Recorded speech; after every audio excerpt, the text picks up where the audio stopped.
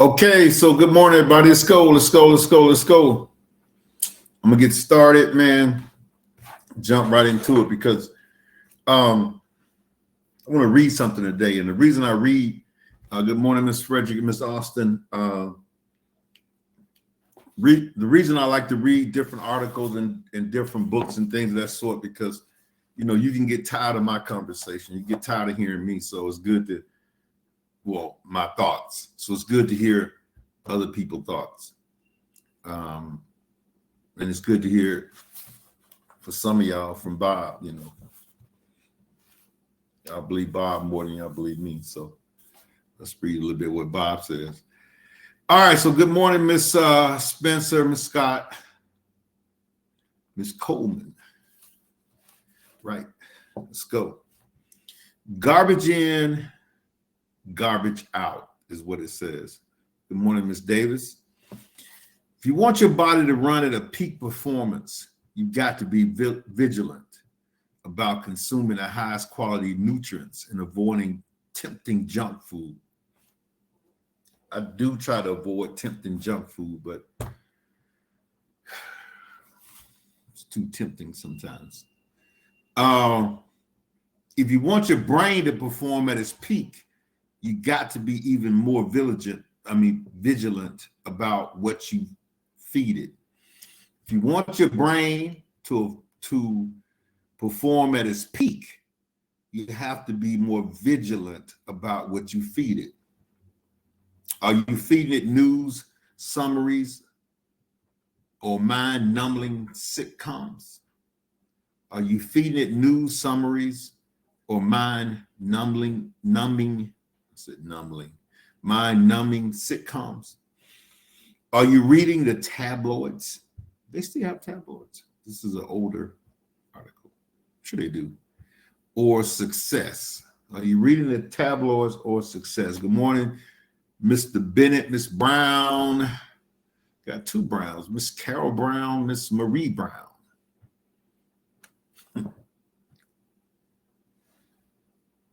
Are you reading the tabloids or success?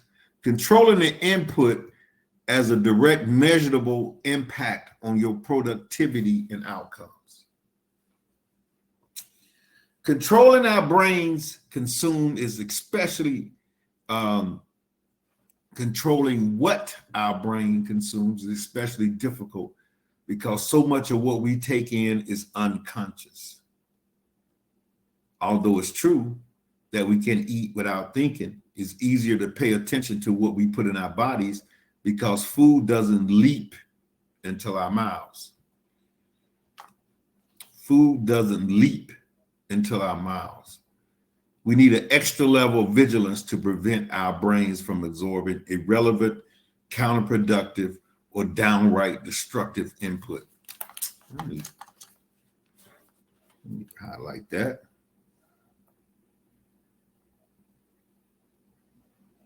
Absorbing irrelevant,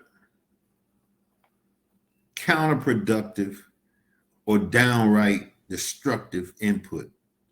It's a never-ending battle to be selective and stand guard against the information that derail your creative potential. Like when you leave this talk this morning, and soon as you shut it down, there is a 98% chance, 99% chance, or 100% that your mind will start absorbing irrelevant, counterproductive, or downright destructive input.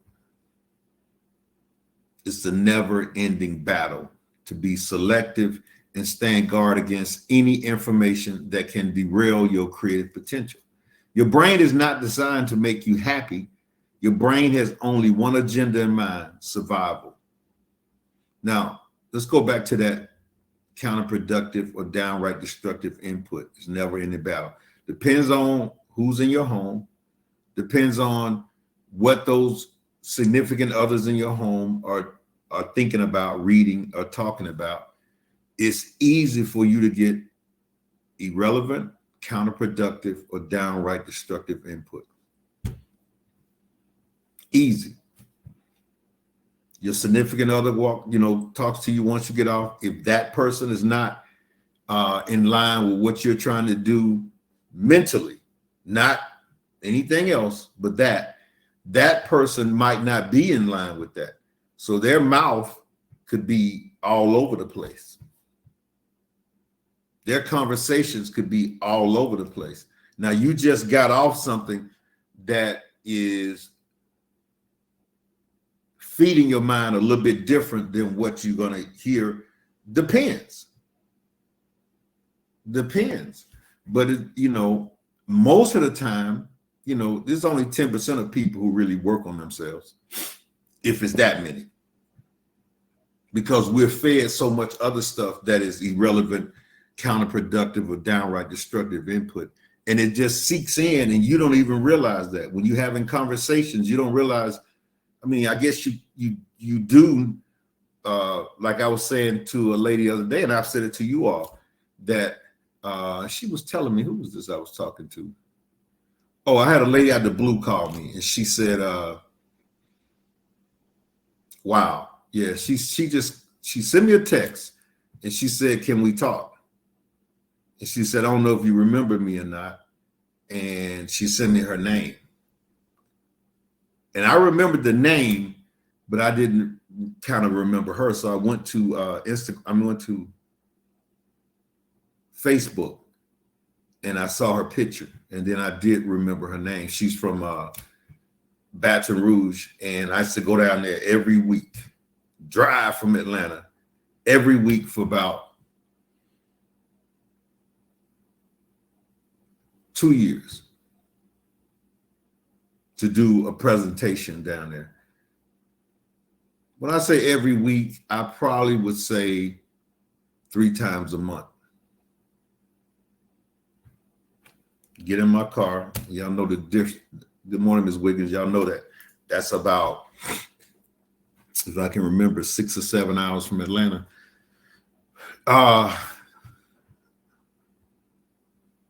So I said, yeah, we could talk. And so she called me. She's like, I've been wanting to talk to you for about 7 years. She said, I was afraid to call you.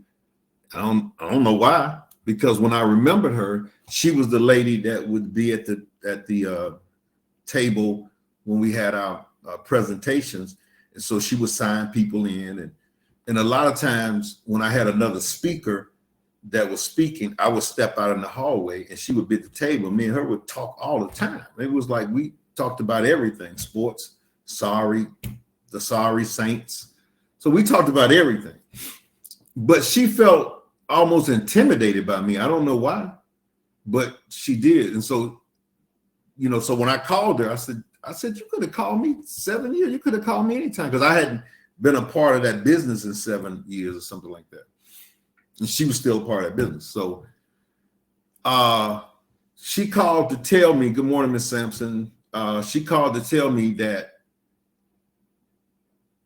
she had listened to me every morning. That's when I was doing my Facebook team talks, kind of like this, every morning on Facebook.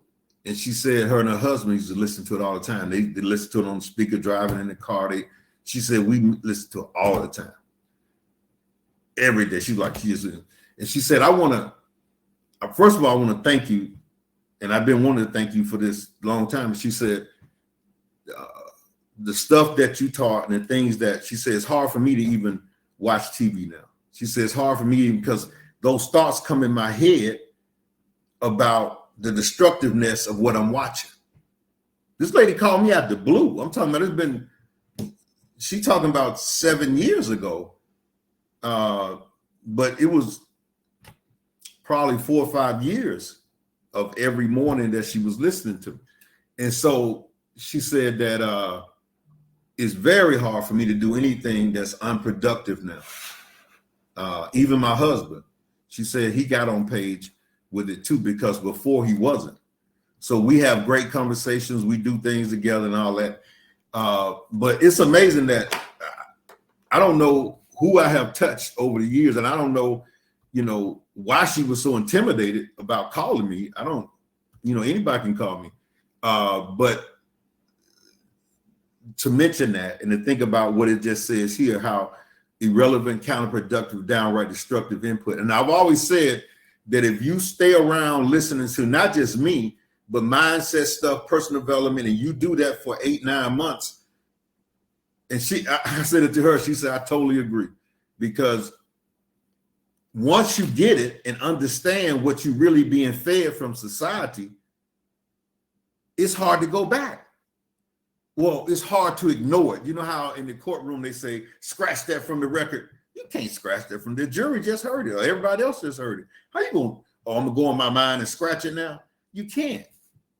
Same thing, when you understand what we're talking about here, it's going to be hard for you to give it up if you stay here long enough. I see, I don't know how many on here, but I know some people pop on and pop off. So, but once you absorb this, or any kind of talk or any kind of training like this for at least maybe a year, you can't go back now. You might try, but it's gonna like hunt you. It's gonna make you feel like you're wasting your time. It's gonna make you feel like I'm watching these millionaires. It's gonna make you feel like I gotta do something if you believe in yourself. But if you stop early of getting this information, I always tell people you got a better chance of going back to that frivolous stuff and not even concern yourself with it. So it's best to quit early than to stay around long and hear stuff that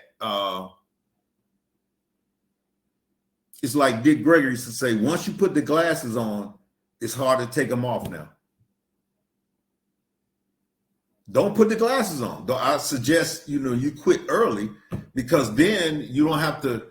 It won't bother you when you're watching tons of frivolous stuff or just crap.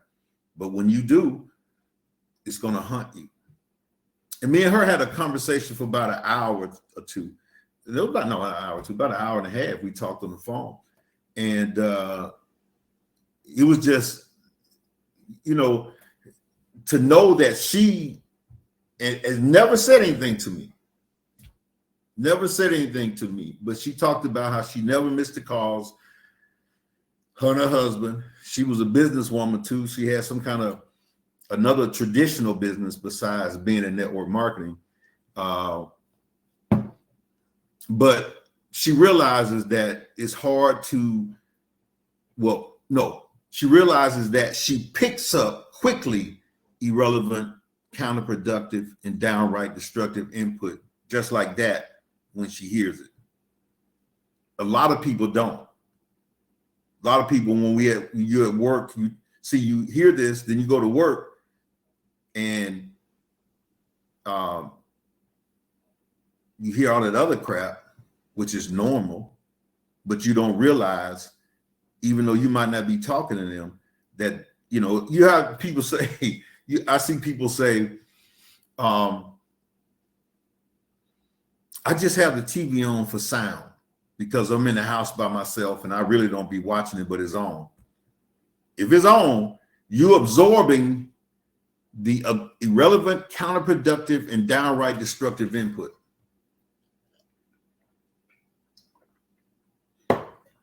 Now, I'm not saying don't watch any TV. I'm not saying don't. That's crazy. But you all know what I'm talking about.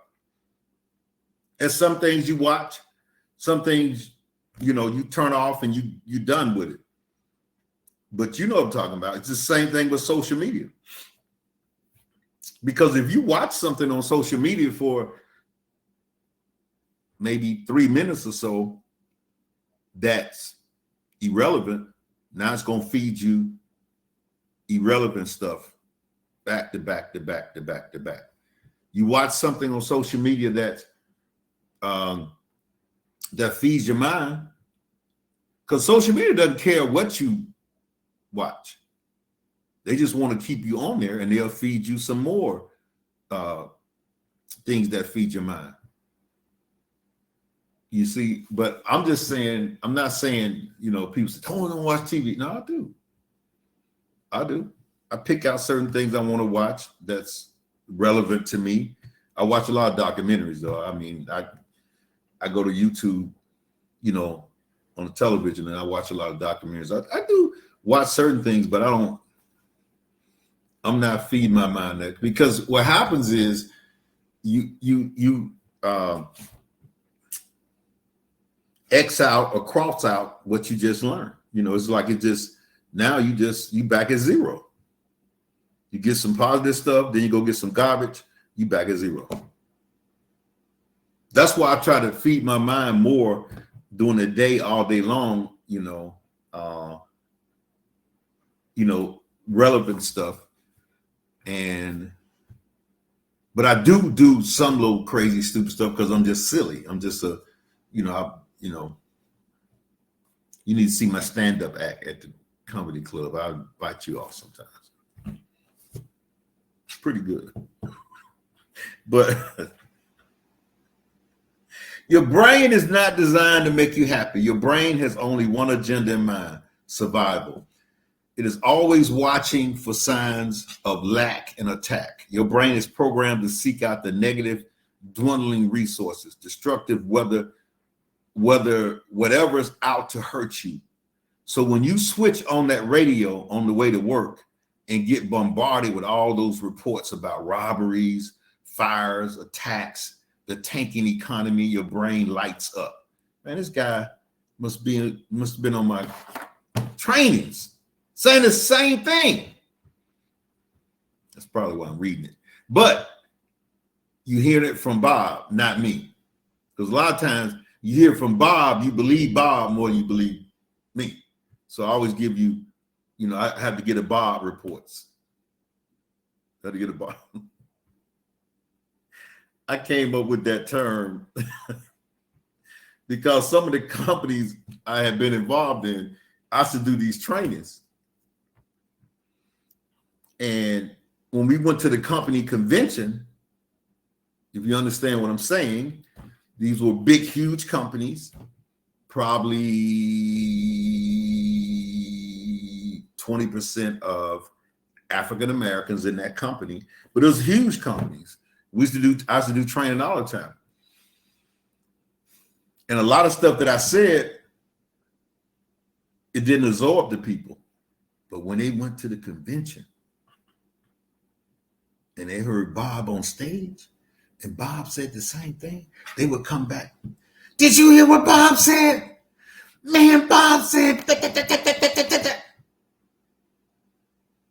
I said, I've been telling you that for 5. No, you haven't. You ain't said that. Bob said that. Yes, I have. No, you haven't. Yes, I have. I've been telling you that for 5-10 years. No, I ain't never heard you say that. Go back and listen to the replay. You heard me say that. But what Bob said on stage, man, Bob was that. Sometimes you can't hear from certain people. Sometimes you get tired of, they say the coach lost the locker room. Sometimes it's time for a new voice. So I'm trying to give, when I read stuff to you guys, I'm trying to give you a Bob said voice, a new voice, or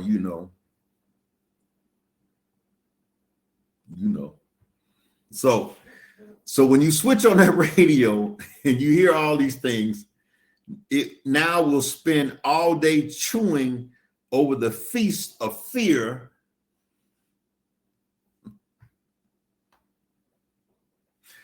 Thank you, Ms. Monet. Some of y'all might be a little slow with that. Maybe you'll catch that like in the middle of the day at noon or something, like, oh.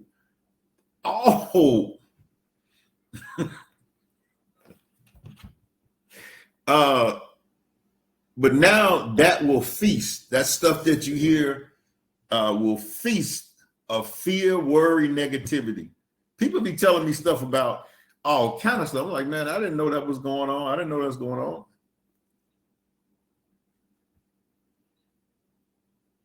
More bad news. Perfect. Your mind will stew on that all night long.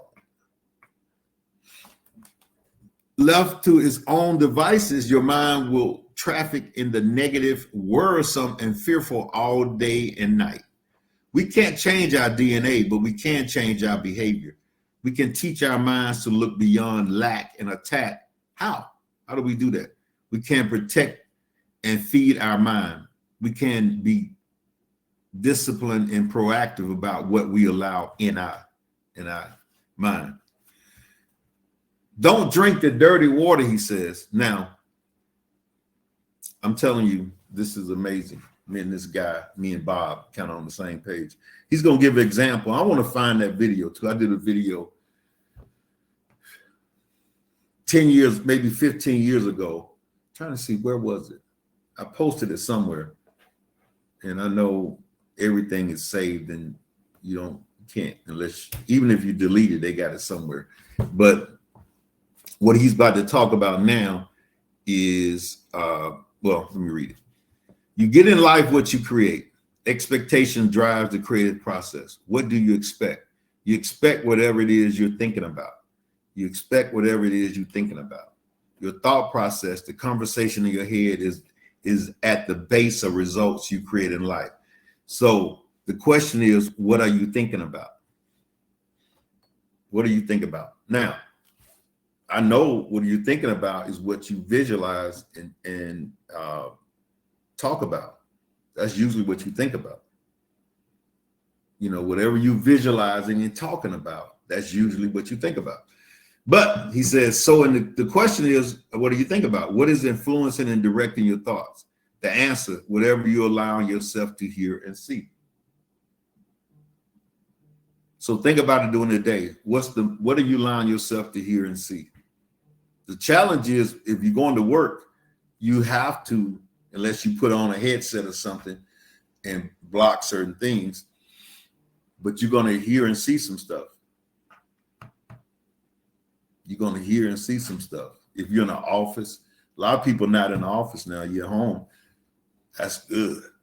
But if you are, in a facility where 99% of the people are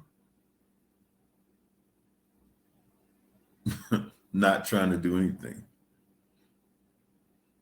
I was in the hospital the other day, and I had on a jacket, a black jacket that I got at one of Eric Thomas, the motivational speaker, the hip hop preacher, he says. I got it at one of his events. Matter of fact, it was given to me. And it's a nice black jacket. But on the back of it, it's a little bit like this. Little bit like that. It's a little, you know how his logo is with him with his hat on and his hands like this. So his logo is back there. I mean, you really have to know what you're looking at to see it. So it was a lady working in the hospital. I was getting off the elevator and she was on the elevator behind me. When I stepped off, she said, E.T. She said, you been to E.T. events? You listen to Eric Thomas? I said, how do you? She said, the little logo back here. Now everybody's seen it, but I said, yeah. I said, what do you know about that? She said, well, in this hospital, there's so much negativity in here. I keep my headsets on when I'm at my desk and I'm listening to him all the time. Now, she that 1%, she said, I know she that 1% in that whole hospital. But she said she's feeding her mind, Eric Thomas. Now, Eric does a lot of hollering, so I know she had to turn it down. So. My bad. I like Eric because I went to, like I said, went to his events. But that's a 1%er. I exchanged numbers with her. That's a 1%er. To have somebody who can, first of all, pick that out from the back and then say that that's what she does when she's sitting at her desk at work. She keeps her headset on and, she's listening to him. 1%er. She's trying to keep that dirty water from coming in, that irrelevant, counterproductive, downright destructive input. So, what is influencing you? This is the input you are feeding your brain. What are you feeding your brain? Your mind is like an empty glass. It'll hold anything you put into it. You put in sensational news, salacious headlines, talk show rants, and you're pouring dirty water into your glass. If you got dark, dismal, worrisome water in your glass, everything you create will be filtered through that muddy mess, because that's what you'll be thinking about. Garbage, trash, garbage in, garbage out. All that drive time radio yak about murders, conspiracy, deaths, economy, political battles drives your thinking process, which derives your expectations, which drives your creative output. All that drive time radio, and it don't have to be radio, it don't have to be drive time. You could be at work.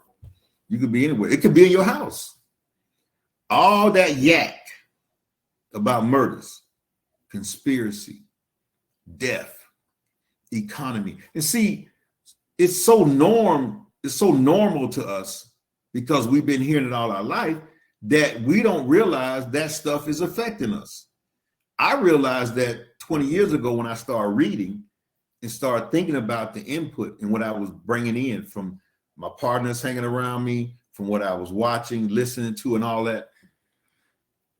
I realized it then, and I started cutting it off and blocking it then. I told you I started blocking some of my friends. I didn't tell them that I'm blocking you, but I just always was busy. And, you know, back during that time, that was 20 some years ago, you know, people would come to your house without calling. They don't do that now, but they used to come in, just knock on your door, ring your bell. I didn't respond, because I knew if I answered that door, what was going to happen after that. Be hanging out, talking ish. And I didn't realize how destructive that was until I started reading. I didn't. And I promise you, 90% of the world doesn't realize that. They think that's just how you operate. They don't realize that because they're not reading. They're not, and the news is not telling them that. And colleges are not telling you this.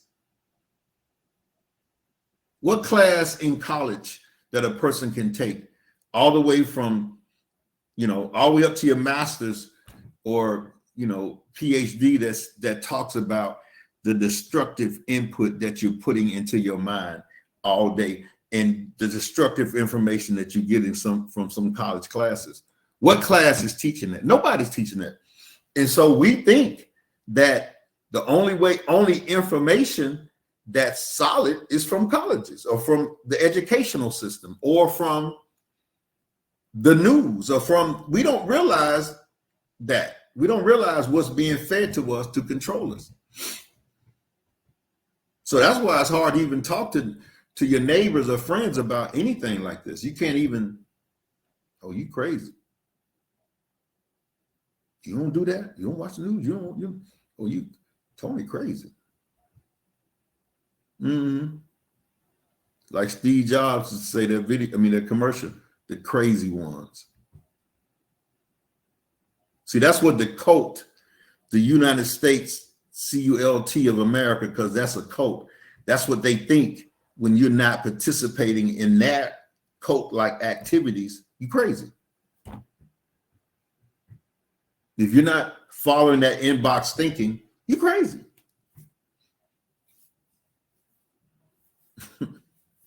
The cult, the society of the U.S., garbage in. Keep feeding them garbage. So,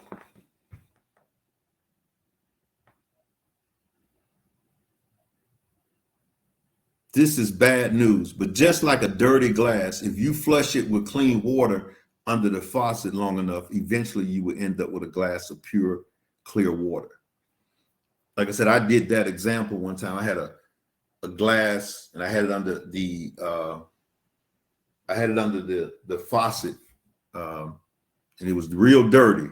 And I just let the clear water keep coming in, and it was flushing out all the dirty water to eventually the glass was with clear water and all the dirty, muddy water was gone. That's what we try to do that's what we're attempting to do, is feeding our minds so much that we pull out all the dirty water. But the problem is that when you leave, put the book down, put the audio down, you kind of go right back, you go right back to the dirty water again. So that's why you have to flush it every day, like you take a shower or a bath every day. Hopefully you get the dirt off of you. So when people say, I don't need that motivation, first of all, in my mind, this is not motivation what I'm talking about. Hopefully it's inspiration. But what do you mean you don't need that? Explain, Lucy. What do you mean you don't need that? So you need all that dirt coming in every day that you're hearing, that's popping in your mind while you're talking to your manager or while you're discussing other stuff with people who don't feed their mind and starve their doubts. They giving you all that bull. Y'all finish the last 4 letters in your head that's sinking in, that you're so used to hearing that you think it doesn't affect you. It does. Who are you, superhero, superhuman, that you can take all that bull? You finish the last 4 letters in and it doesn't affect you? Because you got a master's degree up here. Oh, I'm smart. Mm-mm.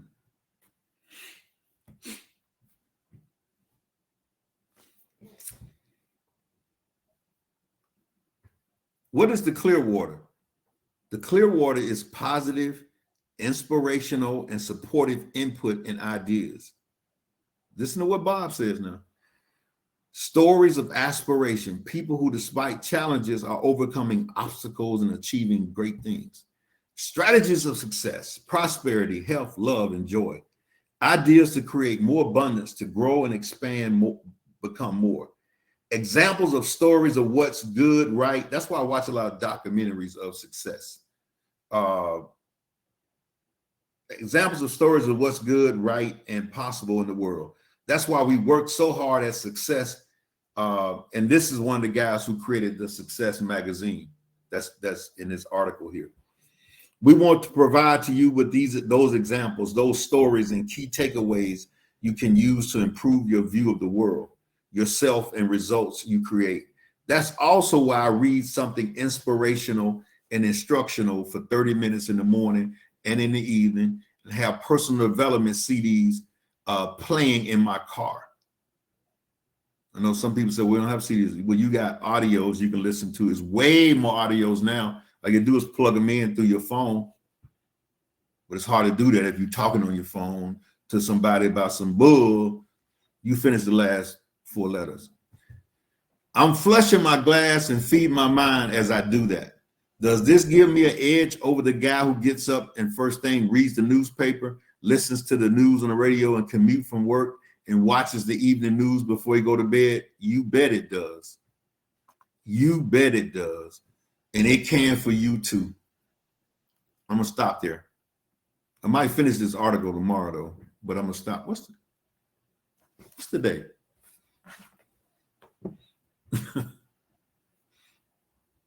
Today Friday?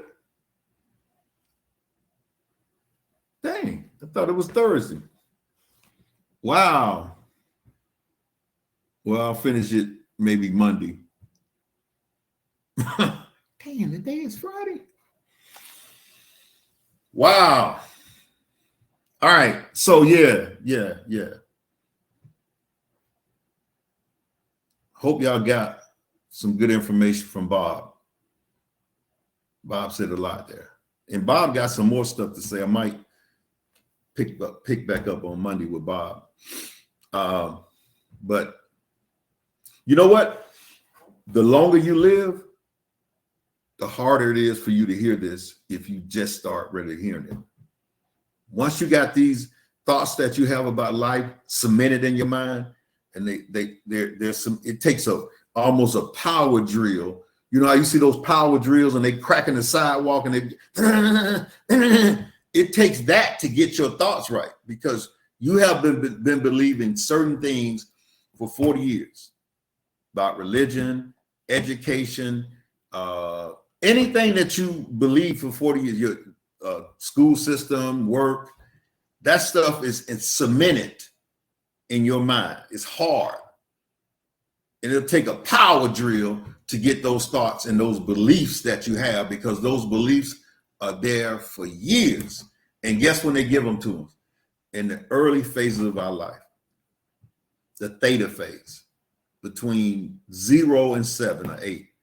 Those thoughts that most people grew up with from your neighborhood, from that zip code you're in, that you heard from the people, the teachers, the pastors there, those things are, man, they've been, not only did they get locked in between 0 and 7, that's why the government is really trying to get to us even earlier than kindergarten now. They know it's the fight to get to your head early to lock all that stuff in. The ones who get there first. This is an evil world. The ones who get there first lock in those thoughts, and they get cemented in. And the government don't talk about reading stuff like this to change those thoughts. The school system don't talk about reading stuff like this to change those thoughts. It's like in a capitalistic society, capitalism says we're not going to give you the rules, but if you learn the rules and you break through, cool. But we're not going to tell you how it works. You got to figure that out. All right, so that's all she wrote. 2 pens. Oh, she read it over there. You got D pen. I got 2 pens though. 2 pens, and the pencil broke.